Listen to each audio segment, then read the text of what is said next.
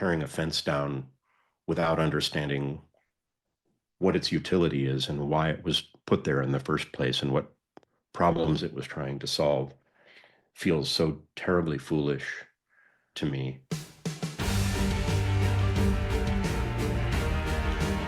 You're listening to Traction Heroes, digging in to get results with Harry Max and Jorge Arango.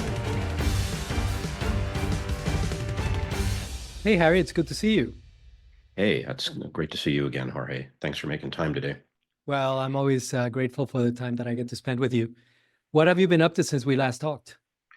Man, I'm excited. I got a new client, a really exciting new client. It's one of those I can't talk about. If I did, they'd have to kill me. But I so enjoy being called to do the kind of work that I feel like I'm uniquely suited to do, and do work with people who value in me what I value in myself.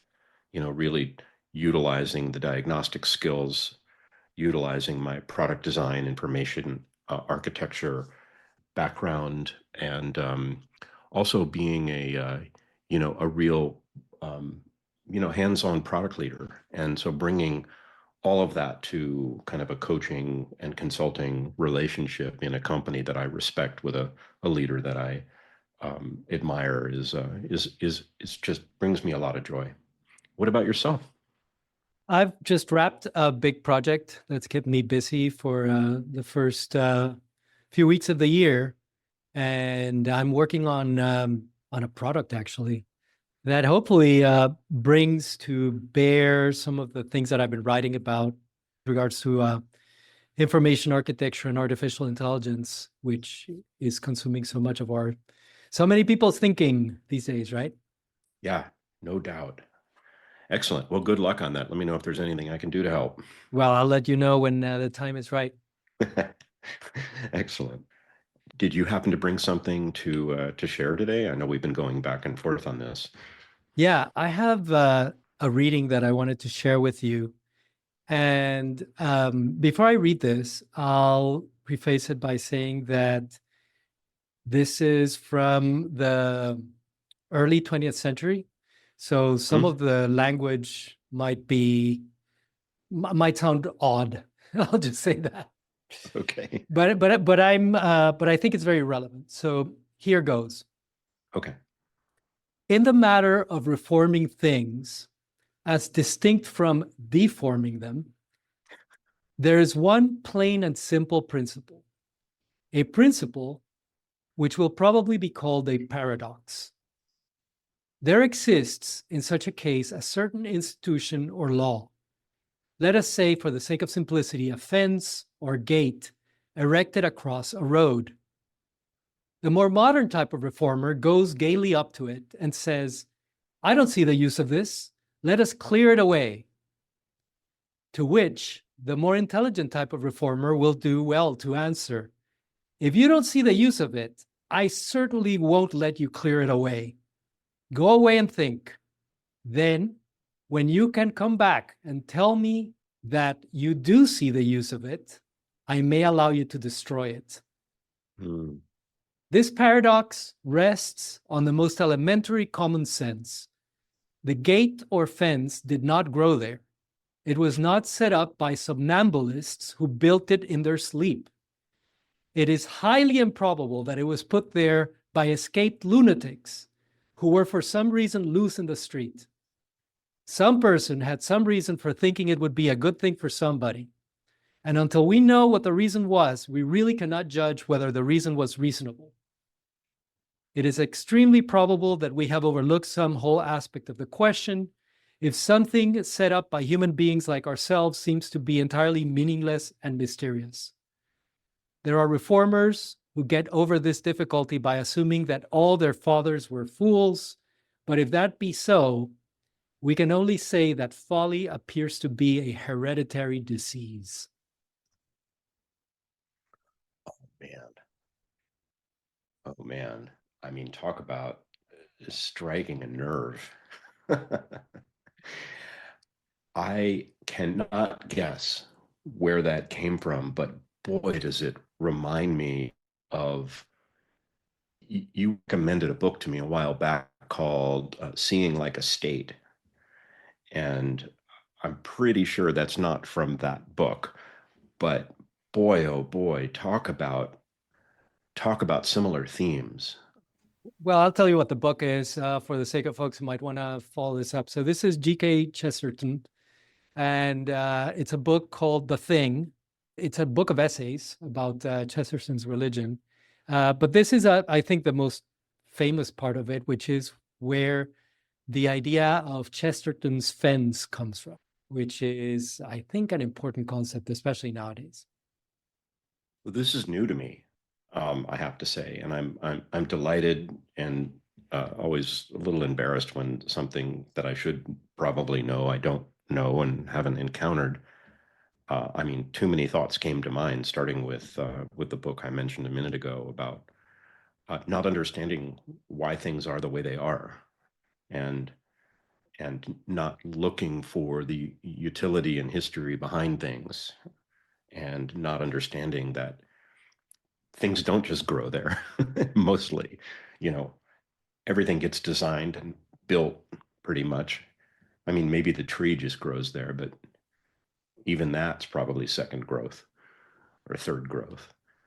Uh, I'm so curious what prompted you to like, did you dig this up specific for this conversation? Were you reading it and did it jump out at you? Like, what brought this into the foreground?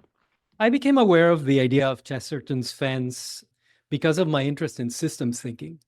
There's another book that has influenced me there called Systemantics, where this notion of Gall's law appears. And I'm not going to do it justice right now. I'm just going to paraphrase by saying that the gist of it is that you can't institute a complex system from the top down. It kind of has to emerge that way, right? Mm-hmm.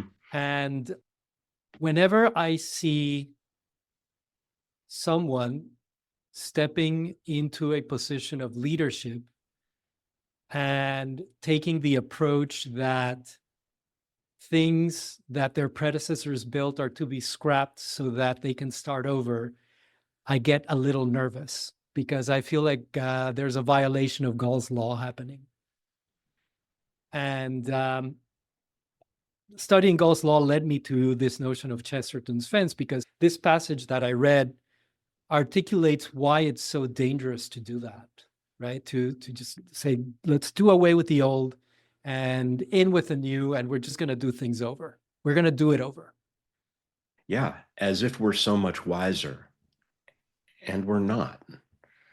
You know, that wisdom comes from reflection on what's worked and what hasn't worked, and why what's worked and why what hasn't worked has revealed itself over time. And to fences, good fences make good neighbors, right? But it also, thinking about information architecture, I think about our friends who founded Adaptive Path and the concept behind Adaptive Path, adaptive pathing and adaptive paths, that, the lines of utility get created. You make some things easier, you make some things harder. The things you make easier, hopefully, are the things you're trying to incent, behaviors you're trying to incent because they make things better. And the things you make harder are things you're trying to disincent, and you're trying to create more friction. And this notion of fences and paths and doorways and thresholds, and, it cuts to the heart of Christopher Alexander's work in what paths are you trying to clear so that people can move from one place to another with grace and low friction and low conflict, and tearing a fence down without understanding what its utility is and why it was put there in the first place and what problems it was trying to solve feels so terribly foolish to me.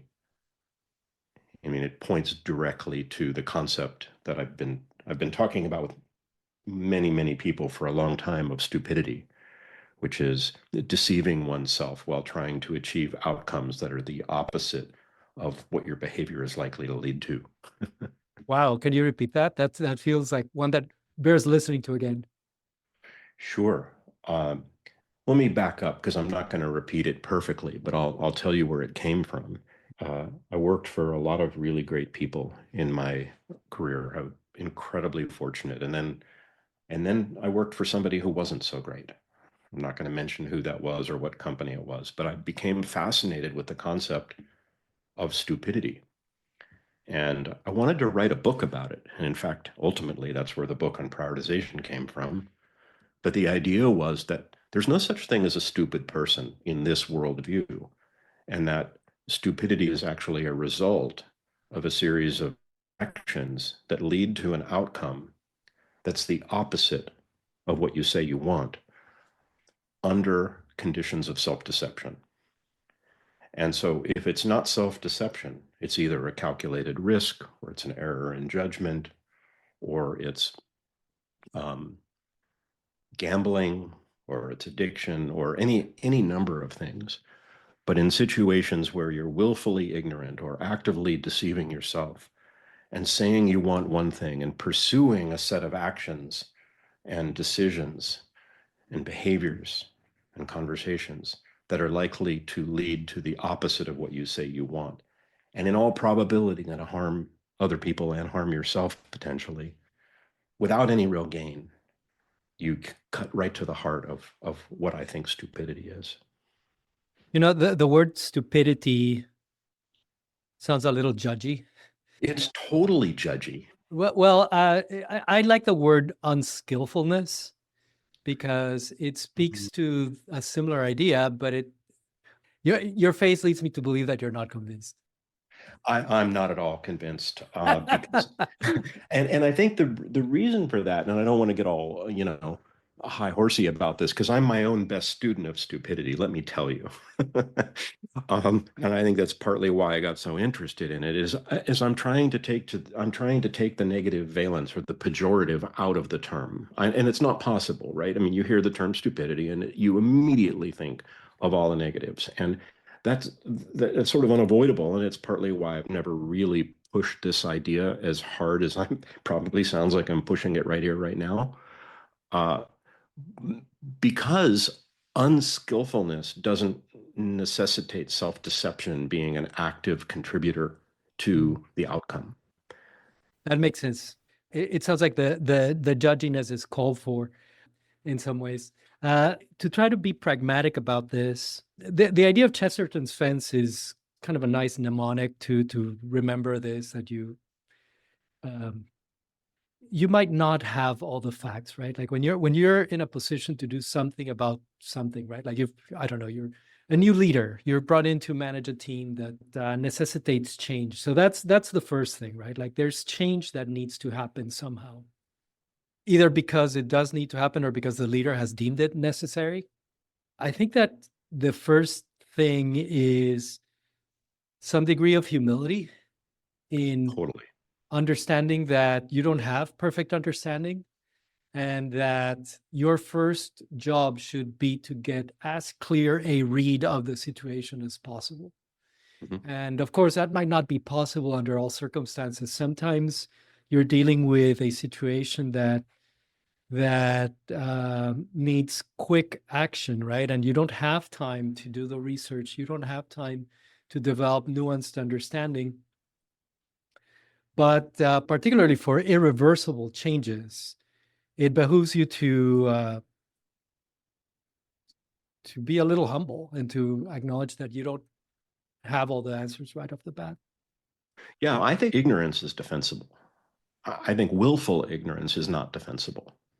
And when you go out of your way to dismiss people who are better informed or have a better understanding of the dynamics of the information, of the systems, of the facts, and you go about intentionally ignoring them for the purposes of maintaining your own sense of self importance or your own sense of rightness, I think that's where you start pushing into this zone that I'm very judgy about.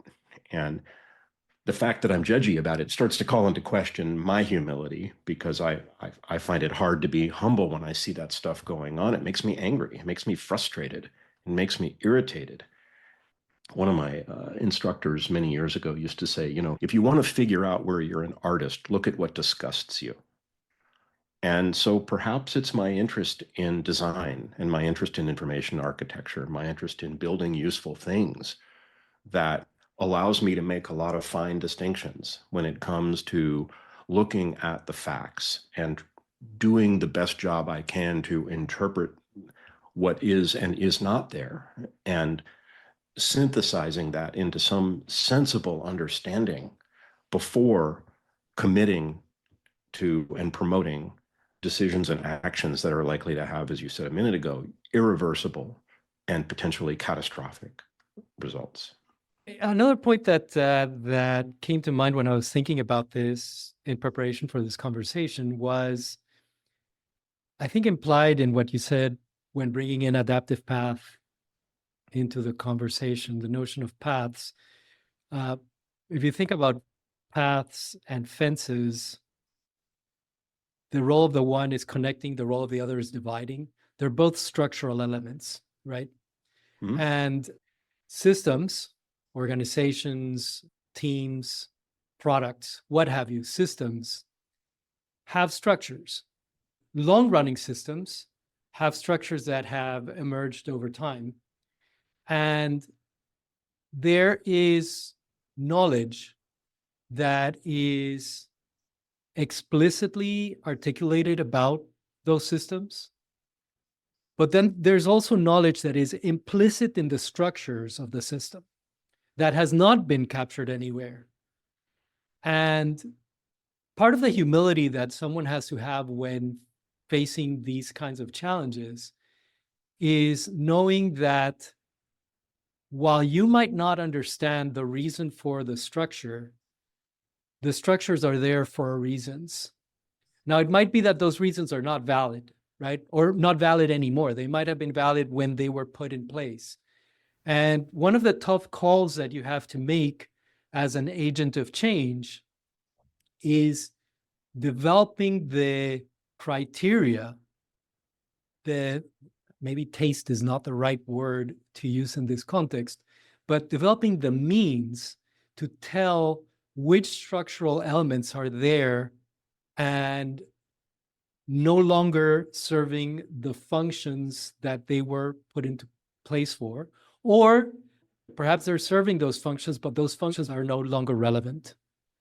They were designed for a different world, right? Mm-hmm. And I think that that's one of the toughest things there, right? But anyway, I think this is all pointing to a more thoughtful and nuanced approach to dealing with these changes than coming in and hacking about. Totally. And perhaps, at least in my work, I'm probably accused of being too thoughtful at times. There are people that would maybe on the far side of that claim that I take a more bureaucratic approach or a more top-down, a more overview-oriented approach, because I really want to understand what it is we're dealing with before we go and start messing with it. Because it seems to me, at least in my experience over the years that I've been working, that what's most likely to show up that's going to cause problems are the unintended negative consequences of seemingly good decisions that were made with insufficient information, or the assumptions behind them were never challenged. And it just doesn't take all that much time and energy to slow down a little bit and to think about the possible implications of what it is you're about to embark on before pushing headlong into something that you can't undo. And we're living in a very complex world. And so it's not like we're ever going to know all of the ramifications and all of the, positive unexpected outcomes and negative unintended consequences of anything that we're going to do. But we can certainly decrease the likelihood that we're going to make decisions, in a local context that have a broader global set of considerations. I mean, it makes me think of Sidney Decker's book, Drift into Failure. which I read many, many years ago and then reread just a short few years ago. And this idea that it's possible to make decisions in a local context and really miss the broader, more systemic context in which those decisions are being made can lead to disastrous outcomes. His book really focuses on the kinds of cost-cutting decisions that were made at Boeing. He really focuses on the airline industry and on the kind of decisions that get made to continually cost cut. And what happens is these decisions get made with a decreasing contextual awareness of the situation in which they never should have happened. Because in a larger, longer temporal frame, if you look at a longer period of time, then you might do some of them, but you wouldn't do all of them. But when you shorten that time frame up and you're making decisions in that tighter time frame, to make these decisions without considering what's happened before it and why they were made and what specifications mattered, why the thing was there, and what it was supposed to do, that's what causes planes to fall out of the sky. So I'm going to try to bring it to a close on a kind of practical note, because it sounds like we've discussed 3 things to be aware of when facing these kinds of changes, these kinds of potentially traumatic structural changes, right? Like the first is having some humility, enough humility to know that you don't know what you don't know, and doing at least a minimal baseline amount of research to get understanding on the situation. The second is respecting the idea that there is knowledge that is inherent to the structure of the current system. It might not be articulated explicitly, but just the fact that the system is structured in the way it is information. Mm-hmm. And the third, what I'm hearing you say there, is to ensure that you are doing the changes for the right reasons, that you're clear on the goals and how those goals either support or don't support your ultimate goals. Absolutely. That's 100% right. All right. Well, that seems like a potentially good place to wrap this up. Thank you, as always. I'm going to look up Decker's work. I was not familiar with that, but it sounds like it's highly relevant to this. Yeah, and he's written a lot of good stuff, but I'm a ginormous fan of Drift into Failure because it does such a compelling job of making the case for really understanding the facts and the context around the kinds of changes that you're trying to make. All right. I'm also going to put a pin. We did not talk about Seeing Like a State. And I'll say that that's kind of intentional because that was one of my books that I was hoping to bring into our conversation. So we might do that in a future conversation. But okay. As always, it was such a treat talking with you, Harry. Yeah, this was a good one. Thanks. Okay.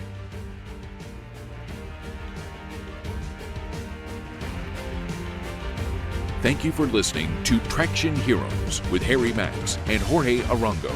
Check out the show notes at tractionheroes.com. And if you enjoyed the show, please leave us a rating in Apple's Podcasts app. Thanks.